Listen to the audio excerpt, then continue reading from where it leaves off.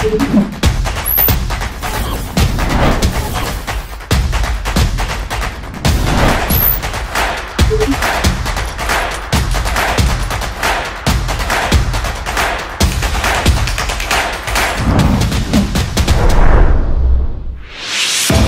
there, sports fans. This is PlayItRight TV, and I'm Quinito Henson. And with us, Barangay Ginebra coach Tim Cone. He's fresh from joining the Miami Heat coaching staff in the NBA Summer League, and we're excited to find out from Coach Tim what that experience was like. Coach, so nice to see you back on Philippine soil. Good to be home. I mean, it was fun being there, and I really enjoyed it, but there's nothing like home. So it's great to be back and back with the family and back with the team and trying out a few things here and there. Well, Coach Tim, we watched some of the Miami Heat games on TV. We saw you there, and we were so proud to see someone whom we know very closely, whom we've known as a friend for years and decades, being there in the thick of the action, in the middle of NBA festivities. Tell us what it was like to be right in the circle of things with the Miami Heat organization. Well, you know, actually being in the games, you know, doing the games itself was such a small part of what all happened there in terms for me. You know, it was total immersion. I really acted as an assistant coach. I even charted pick and roll defenses. I did a pregame scouting report for the Philadelphia game. That took me I did 6 hours of video watching, you know, to prepare for that. And just a day-to-day interaction with the staff was just such an eye-opener. And being in the practices, being in the pregame, being in the coaches meeting in the coaches hotel room, in the head coach's hotel room, you know, and discussing what they're going to do in practice and what, you know, we want to get prepared for the games. It was just total immersion, and they really made me feel like family. You know, I was just part of the guys. I was one of the guys, and you know, they really treated me very, very, very well. Were they curious about your experience in the Philippine Basketball Association? Were they asking you about it? Oh yeah, all the time. You know, I had to explain to this guy that, you know, about our 3 conferences and how we bring the imports in, how we change the look of the league. And then I go to the next guy, then I had to tell him about the 3 conferences and change the imports. And, you know, I mean, it was like everybody wanted to know something about what, you know, what was going on. And I was like repeating myself to like 10 or 15 different people all the time. But yeah, there was a lot of curiosity. And, you know, they wanted to know a lot about my relationship with the big boss, Coach Spo. You know, was their big boss, you know, you know, and they knew that I knew him well. And so they always asked me questions about Spo and his relationship with the Philippines. And so there was a lot of dynamics going on there. I just had to be, you know, I went in with the philosophy that I wanted to do everything that I could do. Whatever they allowed me to do, I wanted to do it. And I wanted to observe and watch and study everything that they do. But I didn't want to be intrusive. You know, I didn't want to intrude and get in the way of what they were trying to accomplish, because I really didn't know, you know, their system. You know, I didn't know how to coach what they wanted to coach. You know, I knew basketball. I felt I walked in there, and I'm pretty comfortable about knowing basketball. I've been coaching for 30 plus years. But number one, I didn't know NBA basketball, which is a whole different level. And I didn't know Miami Heat basketball, which is also, you know, a whole different level. You know, people, you know, it's one thing to go to visit an NBA team. It's another whole thing to visit the Miami Heat, because they're a really closed organization. They're very tight, and, you know, everybody talks about their culture and, you know, their discipline. And I got to see that pretty much really close up. It was really an amazing experience. Now, what about the relationships involving the head coach, Malik Allen, and you guys as assistant coaches? Is it anything like the relationship you enjoy at Ginebra with Richard De Rosario and Kirk Collier and the rest of the guys, Olsen Racela? How different is the interaction and the relationship? That's a great question. There were some different things, you know, and I things that I'd like to adjust a little bit more for maybe our staff and get them more aligned with what they were doing. I've always been, through the 30 years, a really hands-on coach, and I've never been a good delegator. I always feel like if I'm delegating, I'm not doing the work myself, and therefore I'm kind of sloughing off, or I'm not doing the work like I should. So I always end up trying to do it all myself. And there they had a real organized way of keeping everybody involved, giving everybody a role on the staff, coming together with multiple meetings. Their preparation for the meeting and the preparation for the practice was always very spectacular. They were always super organized. You had every day you were given a sheet of paper that explained exactly what they were going to do in practice that day, and they did it, perfectly. They didn't vary or adjust. They really went right down the line and did that. And then their scouting reports were the same, very organized. Their video sessions were very organized, and they had responsibilities for everybody to do that. So, what about the personal relationships, Tim? Pardon me? The personal relationships, are they as close as you are with Richard and the guys over at Ginebra? I think so. Yeah. There's a real sense of not only just with the summer league staff, but the whole staff. Because I was with Eric Spoelstra and Chris Quinn and Eric Glass and all these guys that are the top assistants and really run the team. And of course, Malik Allen is part of that. He's also part of that top, but he's the one who decided to run the summer league. Besides that, it was mostly a lot of the D-League staff, Sioux Falls staff that was part of the summer league staff, and Dan Bisaccio, who is a tremendous young superstar. Remember that name, Dan Bisaccio. He is going to be a head coach somewhere in the NBA, in the near future. He's only 32 years old, but man, he does everything, and he's head of their lead video coordinator for the Miami Heat regular team, but he was the lead assistant for the summer league team. So you could feel again that family atmosphere through everything that they did, in that they had great relationships, and I that's something I think that we try to promote at Ginebra within the staff. And with the players, and a whole idea of family. I know people talk about it a lot, but I think they lived it really well. And honestly, I think we live it really well. So I found a lot of similarities in that respect.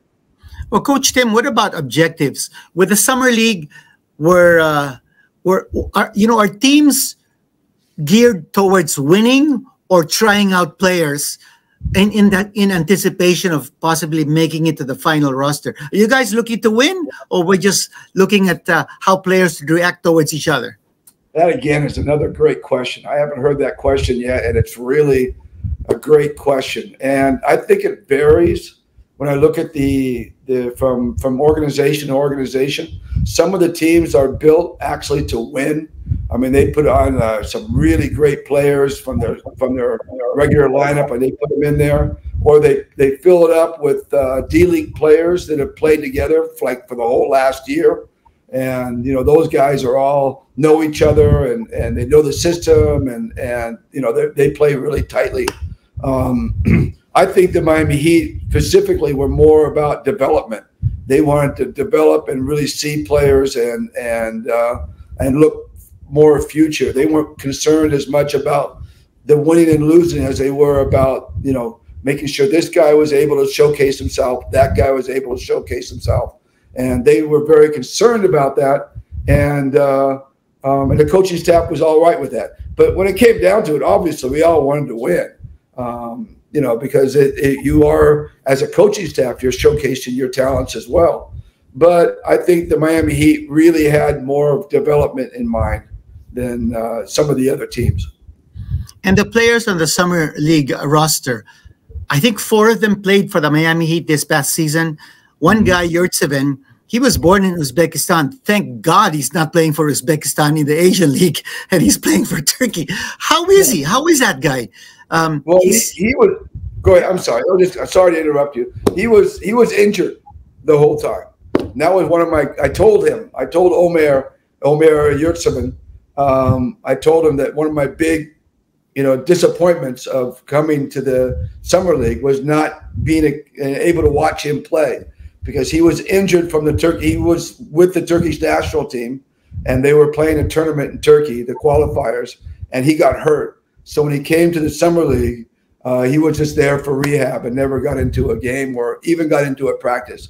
But he and I conversed quite a number of times. We saw each other off the court a number of times. A great guy, really super, super polite and respectful guy. But yeah, he would have made a huge, huge difference on our summer league team. He dominated the summer league team. And there was stretches in the NBA where like a 12 or 15 game stretch where he averaged almost 14 rebounds a game. And so, he would have been a big impact on our team. It was a big loss not to have him. But otherwise, Tim, who were the guys on the team that caught your eye who would possibly be PBA imports of the future? I cannot divulge that. That's one thing I can't talk about. It was made very clear to me by the Miami Public Relations group that I'm not allowed to talk to the players about the players because they're still negotiating contracts. These players are still under observation. They don't want other teams to hear what I have to say and maybe, want to get that player or this player. There were certainly players on that team that would have made great PBA imports, without a doubt. I mean, these are really high-level college players, so coming out of college, and they were all the stars of their team. So they're even, beyond the D-League level, which is where we normally pick our players out. So, yeah, there were players that were there, but I really can't go into too much detail because I promised that I wouldn't, only because they're still in flux. Maybe a month or two from now, when training camps already start, I can start talking about it. But right now, when they're still forming lineups and negotiating contracts, I'm told I shouldn't talk about them. Coach Tim, your relationship with Eric Spoelstra goes back a long, long way. And I'm sure you had a lot of opportunities to speak with him, especially about the coming 2023 FIBA World Cup. He will be an assistant coach with the U.S. team. Head coach will be Steve Kerr. And from the looks of things, you also will be in the coaching staff of the Philippines. So were you able to exchange notes about the upcoming FIBA World Cup? For sure. We talked a lot about actually the World Cup because, he's really interested in coming back to Manila. He hasn't been able to get, he got married, he had kids, he has a 4-year-old, he has a 2-year-old, and he has a daughter on the way that's going to be delivered in October. So, he's been so busy with his kids and his family. He hasn't, that's what he said, I haven't been able to get back to Manila. That's one thing he's wanted to do. So this is a way of him getting back to Manila. So he was asking all kinds of questions like, what do you think we're going to stay? Where are we going to play? He was still here, and he had a meeting with the U.S. basketball one of the nights that we were there. And I walked with him the next morning, and he just said that they asked him for a 6-week commitment, and when the season was over and they would go into it, he was talking about they're not sure which players they'll be able to get yet. But yeah, there was a lot of conversation about it, and he's just real excited about coming to Manila again.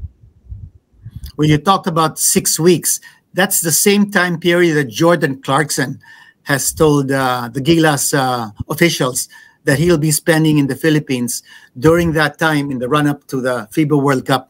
But other than the World Cup, what about Coach Spo? Did he ask you about how Ginebra's doing, who are the guys who are doing well? Did he remember some of the guys whom he met in Manila? Did he ask about them? Yeah, he's always very curious about the things that are going on in Manila when I'm around. Literally, he's just constantly, he's a prober, he's an asker, he always asks questions. It's very hard to ask him questions or to pull things out of him. He's very closely guarded. And even the Miami press, when I spoke to them, said that it's really hard to get Spo to talk about himself or the things that he does. So he said it's fun to talk to somebody who knows him so that they can get some insight about him. So he's really a prober and an asker and a learner. So, you know, you're always constantly talking about yourself when you're with him. And it's really irritating because I want to have this great resource right here in front of me. I end up talking about myself the whole time. And that's just the way he is. He just gets to do that. So, yeah, he asked about Ginebra and, you know, and he asked about the league and how it's going. He asked about the pandemic and the bubbles that we were in. And, you know, we compared our bubble with their bubble. He couldn't believe that we did 2 bubbles. He said there's no way we could have ever gone back into another bubble again. He said, I have great respect that you guys are able to do a second bubble. And I told him, well, the second bubble for us was disastrous. So we didn't do it well the second time around. So, yeah, you know, he's really Pinoy at heart. He truly is. And, you know, we need to be really proud of him because he's a super guy. Well, what about coaching talk? Did you get the chance to talk about coaching styles, new developments, new plays that are evolving? Well, you know, I got to see that with the Miami Heat summer league team. You know, a lot of the stuff that they were doing, I got to see was very representative of what the Miami Heat do during because, you know, it's the same, basically the same coaching staff. So I got some insight into that. I love the way they teach defense. That was, to me, especially fascinating, you know, and you know, I've always been a defensive first guy. I've always loved to teach defense. So some of the techniques and things that they were doing were eye openers to me. And of course, you know, again, you know, they have to do things a little differently because of the superior athletes that the NBA has. You know, they're such superior athletes. They can do things that nobody else can do. So you have to defend them differently from what you normally do with other teams or other leagues. So it's just real fascinating to see them try to handle that athleticism of the other NBA players. I mean, you got great NBA offensive guys. So how do you stop those great offensive guys? You got to come up with a great defense. Otherwise, they're just going to blow you away all the time. So that defense there is really fun to watch. They get really creative, and the Miami Heat are just so incredibly disciplined in everything they do, whether it be, you know, going to practice and making sure your uniform is the right way, your shirt is tucked in. You know, they're just really, really diligent about the way they approach the game and how they teach. And the Miami locker room environment, can you take anything out of that and bring it over to the Ginebra locker room environment? Well, I think the thing that impressed me the most is not necessarily the locker room environment, because we didn't have locker rooms all the time in the D League. I mean, in the summer league, because, you know, it was like we're 8 teams, you know, sharing locker rooms there. But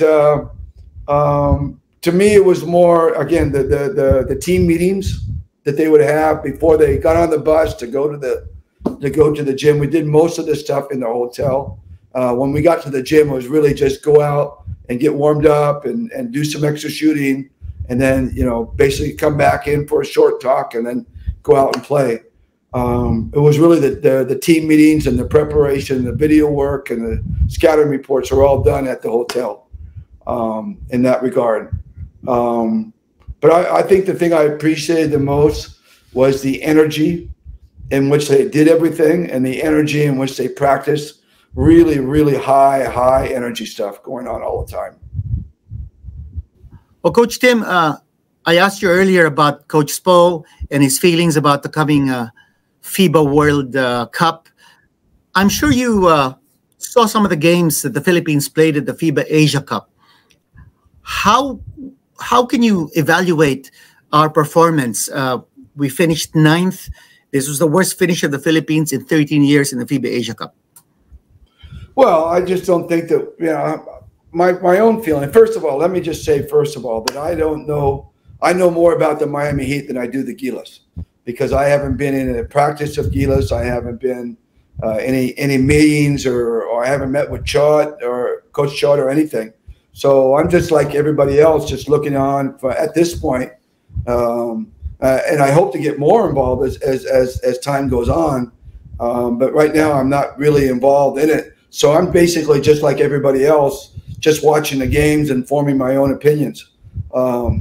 And I think the biggest thing right now is that, you know, we're disappointed with the 9th place finish, but, you know, this is really about qualifying for the World Cup, and we're already qualified.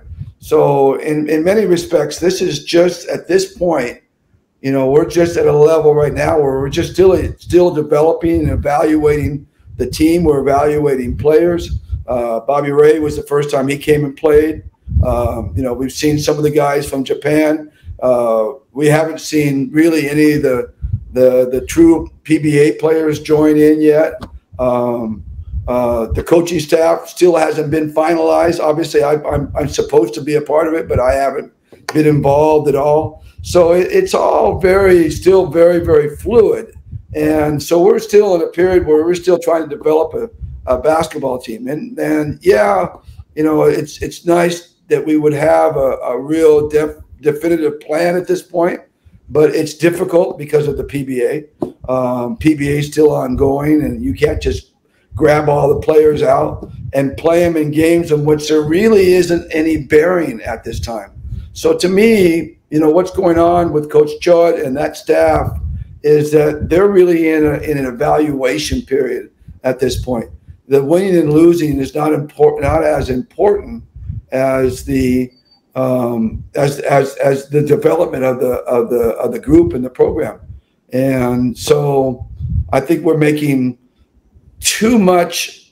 Personally, I think we're just making too much over where we're placing, who we're losing to, who we're beating. You know, it's not playoff time. And if you take it in PBA vernacular, it's still eliminations time, early in the eliminations. It's not playoff time. You know, we don't have to be at that super high level yet. We don't have all of our best players. We don't have a full coaching staff. And so I think there's still a lot to give yet. And we shouldn't be too critical of what's going on at this point. That's just my own opinion. There's a clamor in social media in particular for Coach Chot to resign. What do you think of that? Well, you know, Chot's a good friend of mine. So, you know, I'm always going to be supportive of Chot. And, you know, I've seen him through the years. I've watched him coach through the years. I mean, from when we were both very young all the way through the PBA years and into the GILAS years, and, you know, where he was in GILAS coach. And the one thing about Chot is he has two things about Chot that I want to, maybe I can share with the people who are listening. Number one, he has a really, really sharp mind. He is sharp as a sword. I mean, he's as a razor.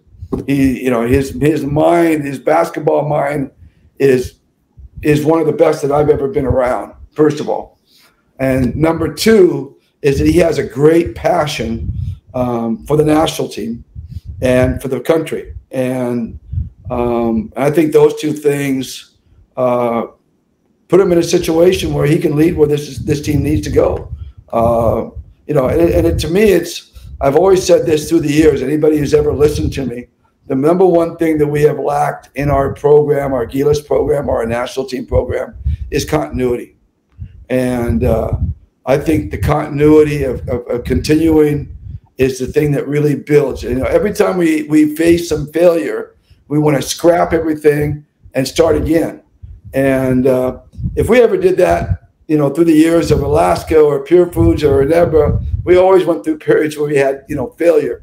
But we got better from that failure, and we were able to move forward and learn from it. And that's something we haven't really been able to do through the GILAS program.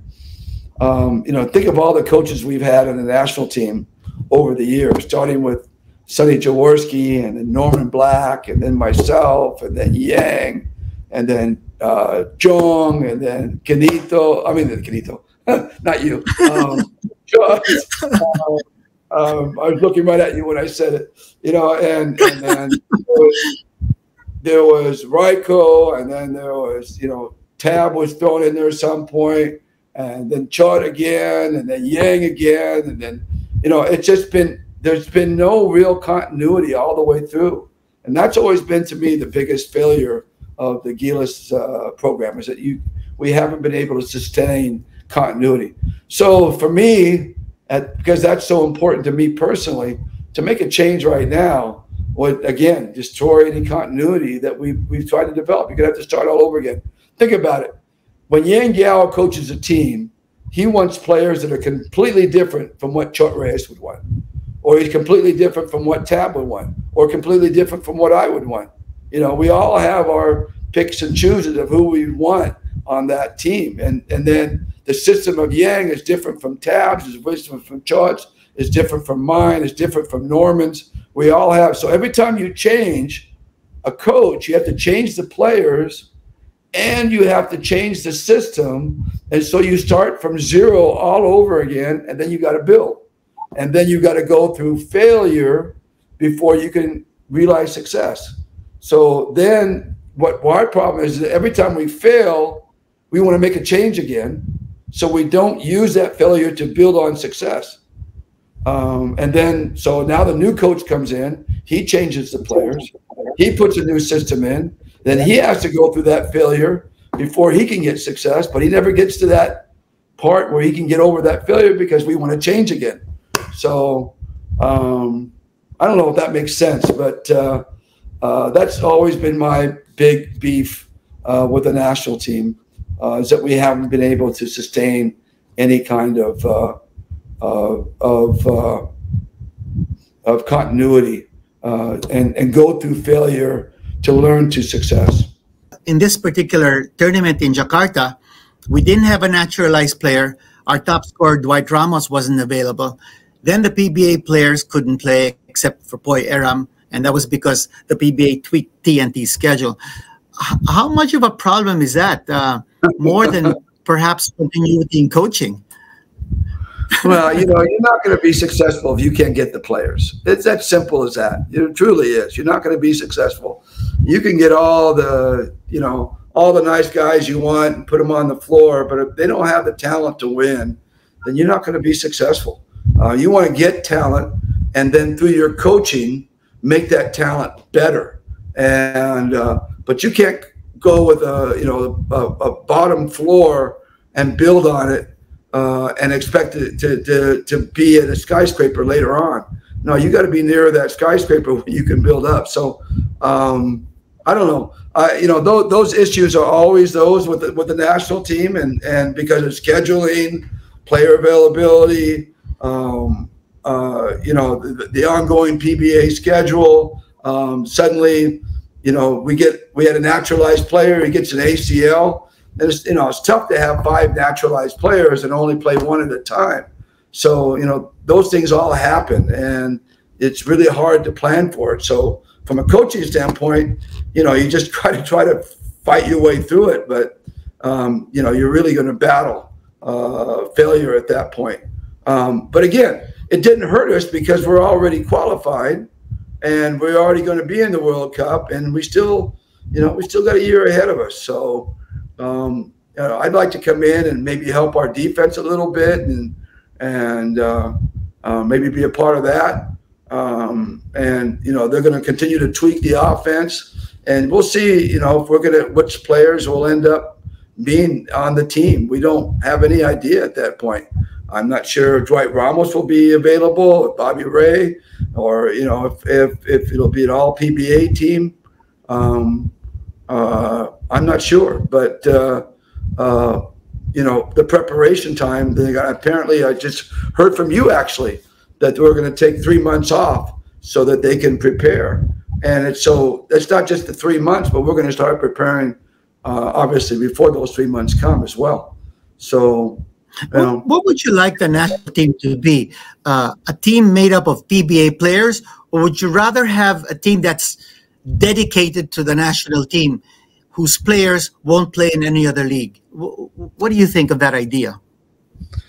Well, I certainly have my ideas, and you know, I've always had an idea that how to handle that. But you know, I don't want to throw it out there and pretend like it's the #1 idea and everybody should follow it. And I don't want to jump on top of the SBP on their plans or on Chart's plans or anything like that.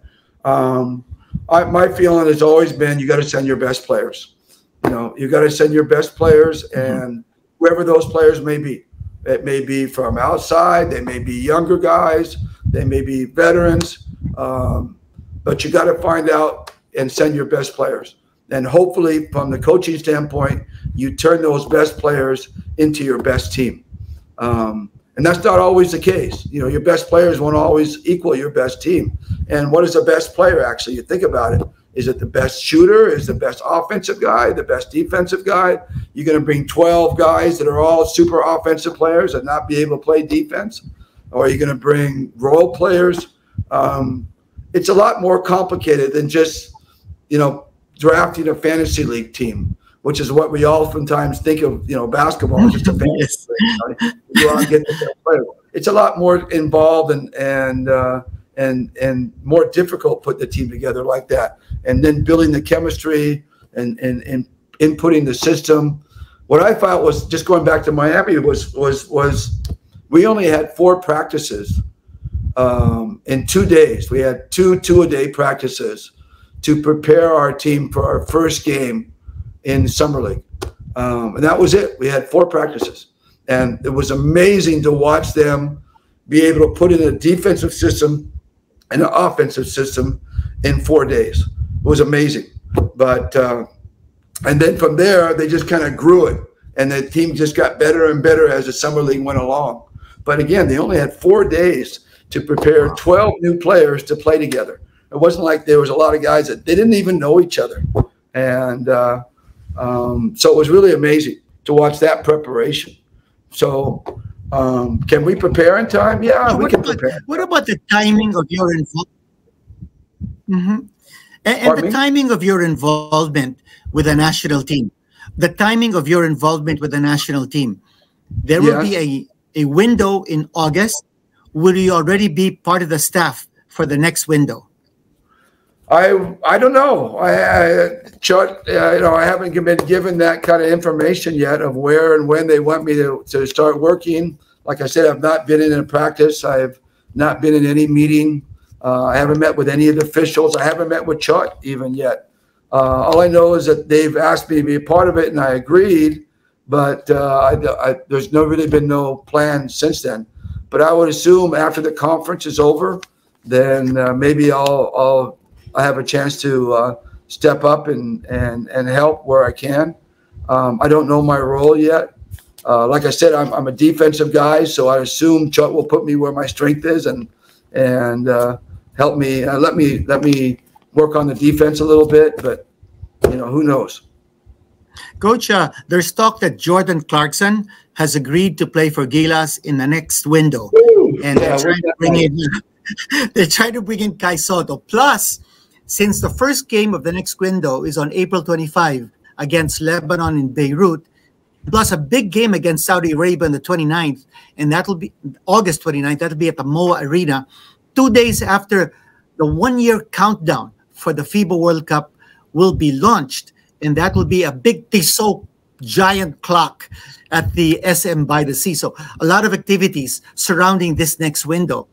They're saying that since the PBA finals will begin August 21st, players from the 10 eliminated teams will be available to be picked. So I guess we're talking about Robert Bolick or Jamie Malonzo, assuming those guys don't go to the finals. If he never doesn't go to the finals, Scotty Thompson, Japet Aguilar, that opens up a lot of opportunities for the next window. Are you excited about that? Yeah, I am. I mean, I was really excited about, you know, Jordan being on the team. And if Kai comes, I mean, that would really change the dynamics of everything. You have your size, and you bring in maybe a Junmar or someone like that as well, and maybe a Japeth or whoever. So you got the size covered, guys who can defend, protect the rim, and then you've got the great play of Jordan Clarkson, and add them to the bunch of local shooters. You could put a pretty good team out there that can really compete, especially in Asia, no doubt. but our job is not just to compete in Asia. We got to compete with Europe and the African countries and North and South America. So there's but getting a Jordan Clarkson and that kind of, like I said, if you can't bring talent, you're not going to have a chance. So you've got to bring your best players, and that's what that's what I really think this is all about now. These windows and everything, because we are qualified already. It's really about these windows deciding who are these best players, who are the guys that are going to be the best guys to bring on the team, and you'll know that by being able to coach them. See their coachability, see how they can fit into a system, see how much desire they have on defense, how much they want to get back on defense, how much they want to rebound. All that stuff is stuff that is being evaluated now, and that's the best part about these windows right now is we get an opportunity to do that. And if you notice, they're bringing in different players from different areas, and trying to find this out. Like I said, Bobby Ray Parks played for the first time. Dwight Ramos played previously. Some of the young guys are stepping up and playing. And if we can get a Kai Soto to come in and get him into one of the windows or something like that, that would be really spectacular, because we can see where he fits in all this and how much we can use him, how much we can go to him, how much he can help us on the defensive side and such. And then, of course, Coach Tim, just wanted to remind you that there is a Southeast Asian Games gold medal that we want to regain. And the next Southeast Asian Games in Cambodia will be on May 5 to 16. And that'll be right at the beginning of the 3-month training period that you guys will be involved with in GILAS on the way to the World Cup. So that'll be a big milestone if we get the Southeast Asian Games gold medal again. I think there's just no doubt that we'll get that. I mean, I think that we're going to go in with all guns blazing. I thought that was a mistake of the last Southeast Asian Games. I think the one before, which I was involved in, we put a really powerful team together, and I think people really underrated how good that team was. And so we kind of swept through it easily. And in fact, there were times when we actually held our team back. We didn't want to embarrass teams by beating them by 70, 80 points. So, we told them to zone up. We told them, not to fast break anymore. We didn't want to embarrass teams. And so I think that people took that team and thought, we could just show up and do anybody. And then the next team that came out, was young. It wasn't prepared as well.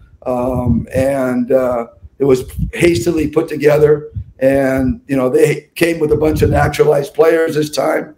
And, they caught us unaware.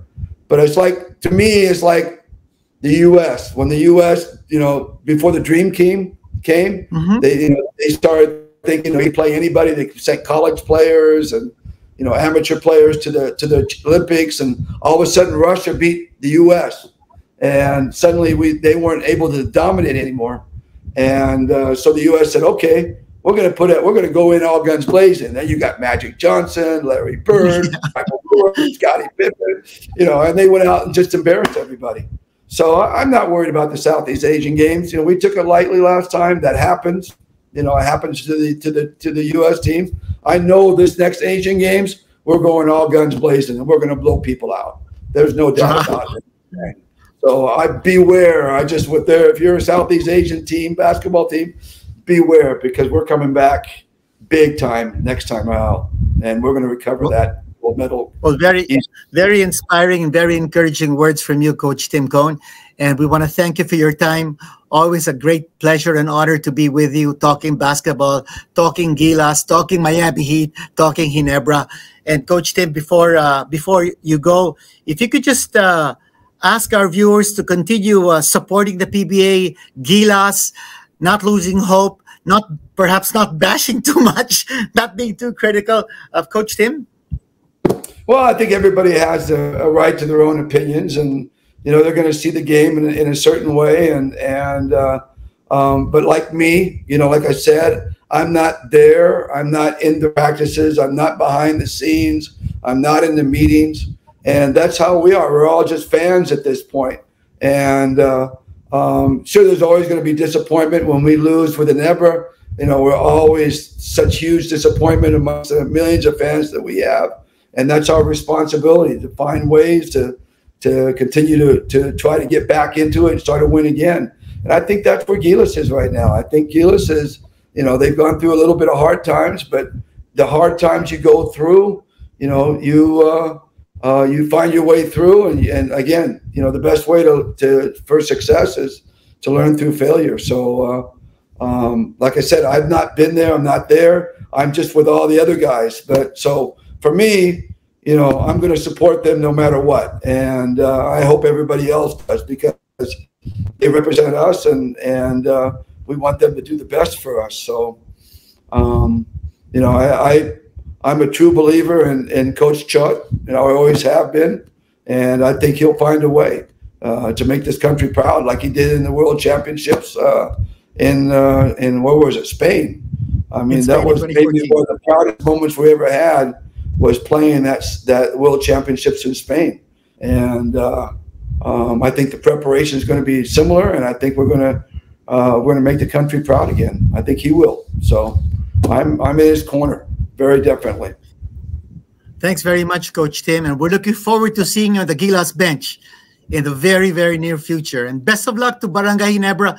Best of luck to you in your career. The PBA's winningest coach, Coach Tim Cone, here on PlayItRight TV. Thanks very much, Coach Tim. Thank you very much. It's awesome talking to you. Thanks.